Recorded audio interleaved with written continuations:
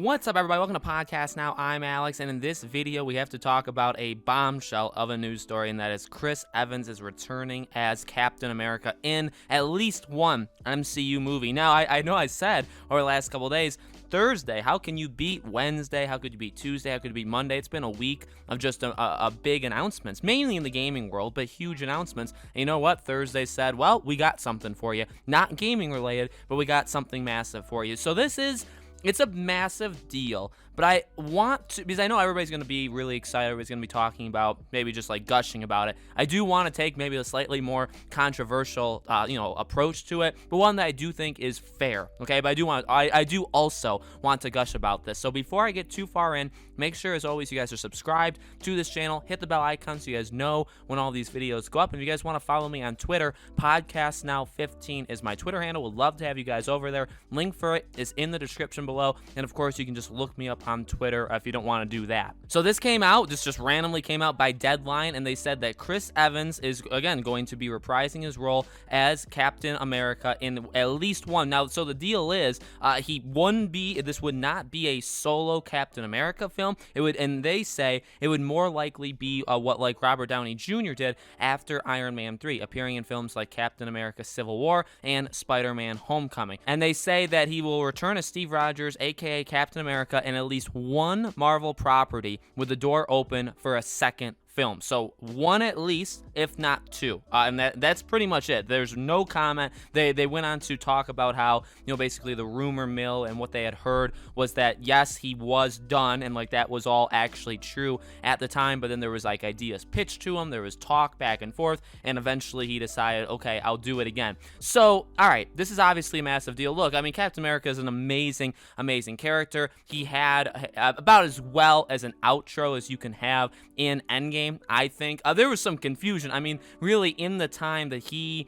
put the stones back, just that one scene did kind of really ruin the idea of time travel just in general. There was a lot of people that had videos that had talked, or even articles that had talked about basically how much he the continuity, how it really didn't actually make sense in the way they were trying to describe how time travel worked and all that stuff. It didn't make any sense. Okay, so while you could hang your and people did, and I will admit, like, when I watch it, I do get a little upset at that scene, because it's like you had to do it this way, you had to kind of just mess up time travel in general. But in terms of like his dance at the very end, all that stuff, like, it was absolutely beautiful. It was a really good send-off. So, seeing him come back obviously is a massive thing. It's a massive moment. I'm sure it's going to get people really excited. In fact, on this channel, I believe we predicted that he would come back, and we did that right after Avengers Endgame came out. We made a video saying like he will return. I guess turns out we were right. Even though, again, at the time, and that's what they say, again, at the time, it was like, no, he really is done. He said he was done. Everybody knew it, and like that was it. And then obviously things have changed. So, all right, you can look at it at the good angle. It's going to be nice to see him, all that kind of stuff. I'm sure they'll do a pretty solid job, all of that, okay? We can assume all that. But one thing I do want to say, and look, I love Marvel. Marvel's done a really good job. I'm very worried about them going forward, but for what it's worth, in the movies and stuff that we have so far, incredible. By the way, today is WandaVision Day. I haven't watched it at the time I'm recording this, because I'm recording this on Thursday, but I will be watching WandaVision. Hopefully there's a lot of good things in store. But one of the glaring weaknesses, I guess besides Spider-Man, Far From Home, right? Because a lot of people didn't like that movie. One of the glaring weaknesses of this property, or of Marvel, is that they really it seems like they can't let things go, okay? With Robert Downey Jr., that's kind of the prime example. Far From Home, the Spider-Man, was literally, like, I mean, it might as well have just had him be in it, which, I mean, they had Iron Man right as that, like, the zombie. I get why they did it. I get what he meant to Peter, to Tom Holland's Spider-Man. I like that.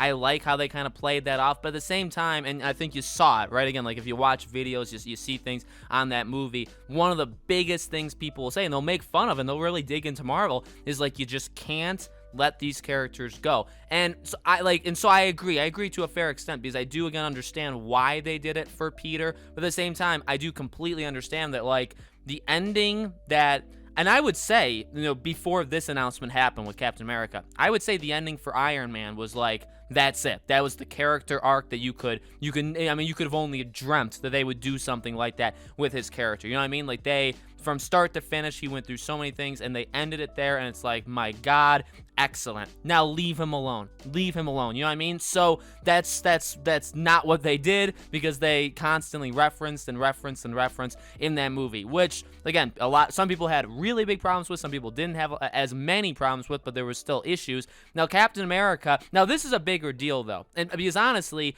with Far From Home, he wasn't in it. There's no Robert Downey Jr., and as far as we know right now, he's gone. He's not coming back, right? At least, hopefully. Now, and you could also, by the way, the other argument people will say that's in that camp is Black Widow, which I would agree. Like, a Black Widow movie would have made sense 5-6 years ago. It didn't make as much sense to come out last year. It makes even less sense to come out this year, but obviously we know why it was pushed, right?